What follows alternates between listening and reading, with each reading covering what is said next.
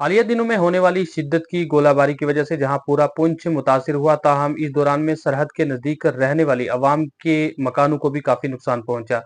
आज हमारी टीम ने जिला पुंछ की सरहदी पंचायत करमाड़ा का खसूसी दौरा कर यहां पे हुए नुकसानात का जायजा लिया। इस दौरान में हमने देखा कि कई मकानात को यहां पे गोला पड़ने की वजह से जहां शदीद नुकसान पहुंचा, ताहम इस दौरान कई ऐसे जानवर भी देखे गए जिन्हें इस गोलाबारी की वजह से काफी नुकसान पहुंचा है। इस मौके पर यहाँ की मकामी लोगों ने बताया कि जिस दिन गोलाबारी का सिलसिला शुरू हुआ तो अचानक लोगों को घरों से निकलना भी मुश्किल हो गया था, लेकिन इस दौरान में जिस तरीके से यहाँ पे जो गोले पड़े और उनके पड़ने की वजह से काफी लोगों के मकानों को भी नुकसान पहुंचा, लोगों की खिड़कियां शीशे वगैरह सब कुछ टूट गए और उसी के साथ लोगों की दुकानें और दुकानों के अंदर रखा हुआ सामान भी बिल्कुल तबाह हो गया।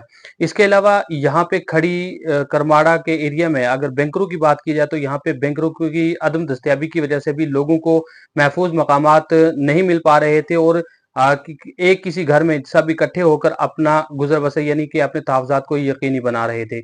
इसी दौरान में करमाड़ा पंचायत में ही एक ऐसा गरीब खानदान भी था जिसके घर का जो सबसे बड़ा फर्द यानी जो मेंबर था वो मेहनत मजदूरी करके अपना गुजर बसर करता था और बड़ी मुश्किल से उसकी अहलिया के मुताबिक उन्होंने अपने रिश्तेदारों से पैसे इकट्ठे करके यहाँ पे अपना मकान तामीर किया था, जो अभी तक पूरा मुकम्मल नहीं हुआ था और ना ही खिड़कियां दरवाजे लगे थे, सिर्फ मकान ही तामीर किया था जिसका छत भी डाला हुआ था। लेकिन उन्हें क्या पता था कि पाकिस्तान की इस गोलाबारी की वजह से उनकी पूरी उम्र की जो की हुई मेहनत है वो भी जाया चली जाएगी।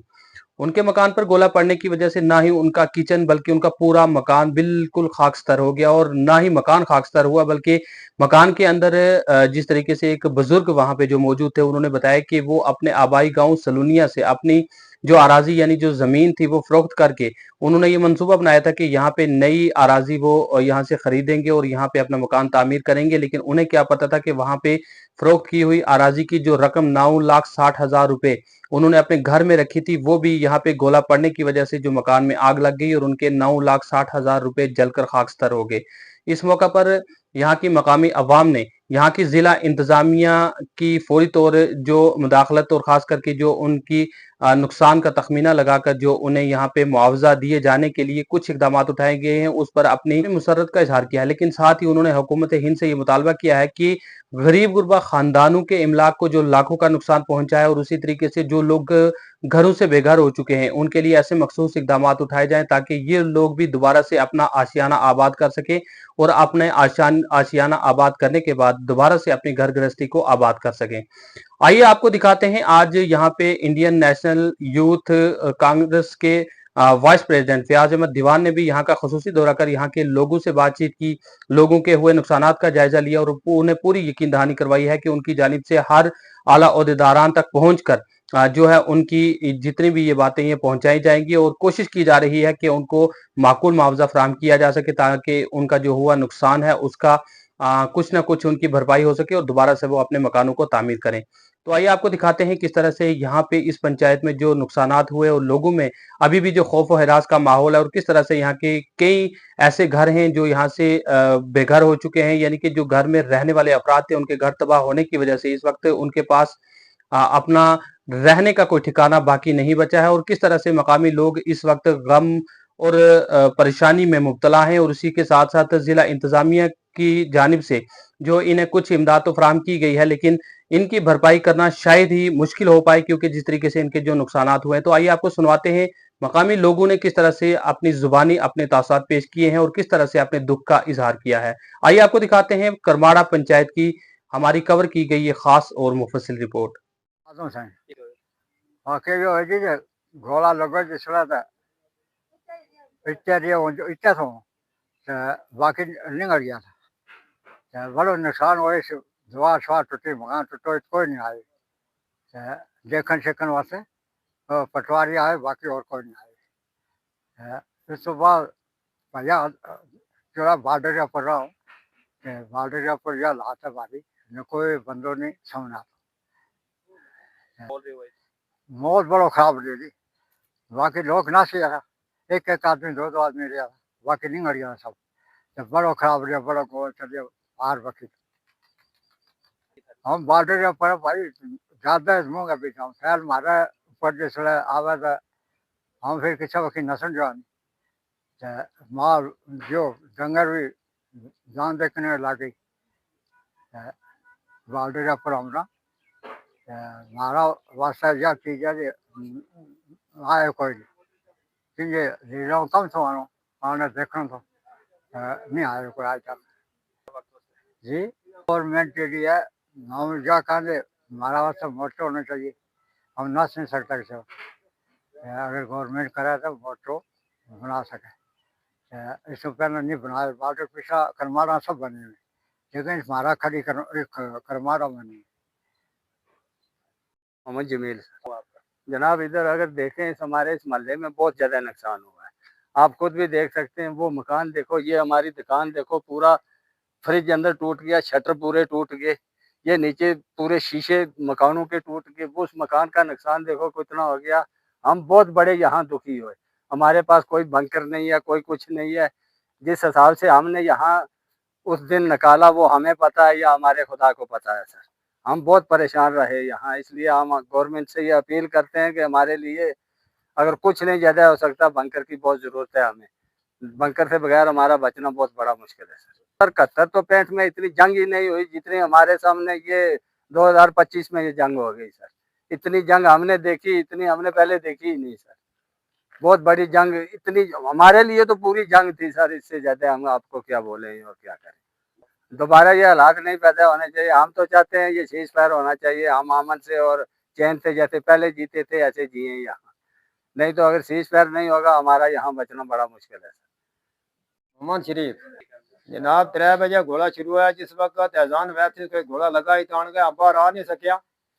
घोड़ो अंदर लगो, अंदर सामान आग लग गए, मकान को शायद खत्म हो गया। बाकी मकान बाहर तो रसोई थी, रसोई का नाड़ लग गया, उसको मकान की भी बुरी हालात हो गई। हमारो अंदर सामान जड़ो तो 9 लाख रुपए, 9,60,000 तो सारा पैसा हमारा खत्म हो गया। कि हमने पैसा पीछे की जमीन बेच गए ताने था कि 2-3 दिन पहले आने का रखा था, हमने जमीन लेकर मकान चढ़नू था और खत्म हो गया था। हमारा को कोई चीज रही नहीं, हमारा तन का नाल कपड़ा लगा हुआ जना पे रहा हुआ, बाकी और कोई चीज नहीं हमारा को है। बाहर रसोई थी, टींडा की बनाई हुई, रसोई को खुद ही जड़ा तामे में खुद ही देखे लगा हुआ कि इसमें क्या चारों हरियाण को याद नहीं है। हूँ हमने दूजा गए मकान गए पीछे खड़ी जाकर गुजारो करना, कल सारा भी अपने घर में हम के बखे जाएंगे। इस वास्ते गवर्नमेंट ने हमारी तरफों बाला अफसराना इस चीज की इतला है कि इस चीज की बड़ी गुंजाइश है कि हमारो कोई देखे देखभाल करे। सर 9,60,000 इतना ही सब सड़ गया, कुछ नहीं जनाब। गुजर मतलब किया कि आर्मी ने हमने 2-2 पेटी राशन भी दी है। कोई चीज हमारा को इतने भी नहीं है, मार लगन वाला बसीदो फिर करा के किस ना कहा हमने दे हम देंगा। हम साला गए मकान मरा लगा हुआ बैठा हुआ जा गए, अपनों उन्होंने टबर नहीं मिटते। उस मकान की हालात बड़ी खराब है, मगर मजबूरी नाल हूँ अगे मुसीबत बन गई कि आज डोगियों में टेंट लाया हुआ था, हूँ कितना वांगा जनाब। अगर बैंकर होता इतनी हो सके, कोई बैंकर शंकर होता है, बैंकर में भी नेड़ा भल बच्चो आपको रख दे, आपको जेडी कोई किसी को कोई आपको खर्चो पानी तो लेगा बढ़ जाता, हो सके बच जी। बैंकर भी नहीं था करता कि अपनी जान दूं, अपनी जान तली पर तरी भी थी के चारों बार बच सके। उस वक्त बहुत परेशान है, बहुत परेशानी को पतो लगे अनगैस बाउंड्री के ऊपर इन लोगों के बीच के जिन लोगों ने देखे जो जंग किस तरह को गुजर गई है, उन लोगों ने पतो लगा कि जंग का ना कहीं। रहमान, सबसे पहले ब्रदर मैं आपको बहुत शुक्रगुजार हूँ कि आप ग्राउंड जीरो पे ये दिल्ली में बैठ के, अखनूर में बैठ के या सिटी में बैठ के आपने बातें नहीं की या कुछ चंद चापलूस लोगों के इंटरव्यू नहीं किए। ये बड़ी अच्छी बात है। देखिए इस चीज़ में हम कंप्रोमाइज़ नहीं कर सकते। आप देखेंगे यहाँ ये बिल्कुल ग्राउंड जीरो, मतलब यहाँ से पाकिस्तान आधा या 1 किलोमीटर भी। जब शेलिंग हुई है तो सब आज की नहीं है, ये जो अभी ये वार का टेंस का माहौल था, इसके अलावा भी यहाँ रेगुलर बेस पे बॉर्डर का एरिया, यहाँ पे टेंशन तो चलती रहती है। सबसे पहले मैं आपको बताऊं कि इंडियन आर्मी का मैं तहे दिल से शुक्रगुजार हूं। उसका रीजन ये है कि सब अगर एक तरफ वो दुश्मन के साथ बॉर्डरों पे लड़ते हैं, दूसरी तरफ से वो अपने जो इन लोगों अपनी आवाम के लिए कोई राशन लेके, कोई दवाई लेके और अपनी आवाम का पूरा ख्याल रखा, यह बड़ी बात है। दूसरी तरफ मैं आपको एडमिनिस्ट्रेशन की बात करूं तो जिस तरह आपने बताया मकान दो यहाँ पे ऑलमोस्ट बॉर्डर के ऊपर है, बहुत सारे मकानों का नुकसान हुआ है। हमारी यूथ की टीम ऑलरेडी आई थी, हमारे सजाद साहब थे और इनके साथ लोग थे, इन्होंने मुझे भी कॉल की, बोला यहाँ आप बहुत नुकसान हुआ है, आप आए। हमारे आने से खाली चक्कर नहीं लगाने, इन लोगों को तकलीफ देनी, हमारे आने का फायदा तो है कि हम इन लोगों की जबान बन के आगे किसी से बात करें। पहली बात मैं बताऊंगा, जो अल्ताफ का मकान था वो बिल्कुल, उसने बेचारे ने 10 लाख का कर्जा लिया था, वो बिल्कुल जमींदोज हो चुका है, वो प्रॉपर तरीके से बर्बाद हो चुका है। मैंने तहसीलदार वैली साहब से जस्ट बात की, उन्होंने मुझे एक लेटर भेजा जिसमें उन्होंने ये लिखा हुआ है कि एक जो है अर्जेंट रिलीफ जो इनको दी गई है। मैं उसके लिए एडमिनिस्ट्रेशन का भी बड़ा शुक्रगुजार हूँ, क्योंकि मैं आपने जो देखा होगा, आप भी ग्राउंड जीरो पे रहे इन दिनों में, कि हमारी एडमिनिस्ट्रेशन, मैं कभी तारीफ नहीं करता हूँ कि हमसे चापलूसी नहीं होती है। जहाँ डिस्ट्रिक्ट में बड़ी मुसीबत हमारे डिस्ट्रिक्ट की ये है कि हम चापलूसी कर करके हमने डिस्ट्रिक्ट को जन्म दे दिए कुछ, लेकिन इस बार एडमिनिस्ट्रेशन ने कमाल कर दिया। तहसीलदार सारे, एएससीआर साहब, तहसीलदार और डीसी साहब खुद जो है, और SSP Poonch outstanding job, DSP headquarter. मैं कहता हूं कि मेरे पास अभी कोई वर्ड नहीं है इनको कहने के लिए, इस वार के सिचुएशन में इन्होंने अपने लोगों का जो सपोर्ट किया है। अभी तहसीलदार वैली से बात हुई, उन्होंने एक अल्टरनेट जो अर्जेंट रिलीफ के लिए जो एक लेटर निकाला है, जो अल्ताफ की फैमिली को जो ज्यादा घर नुकसान है उनको दिया जाएगा। और फर्दर पे जो इनका बुजुर्गों का जो इन्होंने जमीन बेची थी, इन्होंने 9 लाख साढ़े 9 लाख रुपया, 9,60,000 रुपया जो लाया था, उसके लिए एसएचओ साहब से मेरी बात हुई, एक रिपोर्ट करवा के प्रॉपर प्रोसीजर से करेंगे ताकि इनका नुकसान भी रिकवर हो। और मैं आम लोगों से भी, एनजीओ हैं, बहुत सारे फ्रंट्स हैं हमारे, उनसे गुजारिश करूंगा आप डायरेक्ट इन लोगों के पास आइए। खड़ी करमारा ये जगह है, करमारा वार्ड नंबर 5 है, आप यहाँ पे आइए, प्रैक्टिकली रोड के बिल्कुल साथ में इन लोगों की प्रैक्टिकल मदद करें। बाकी हमारी पार्टी, राहुल गांधी जी का बिल्कुल क्लियर स्टैंड है कि पार्लियामेंट सेशन लगाया जाए, क्योंकि जंग हमारे मुल्क की थी, ये कुछ हमारे जम्मू कश्मीर स्टेट की जंग नहीं थी, ये हमारे पूरे मुल्क की जंग थी। और ये पहली रोड, पहला गांव और पहली जो सरहद है हमारे गांव, यहाँ से हमारे मुल्क की सरहद शुरू होती है, हमारे मुल्क का पहली सिटी और पहला गांव शुरू होता है।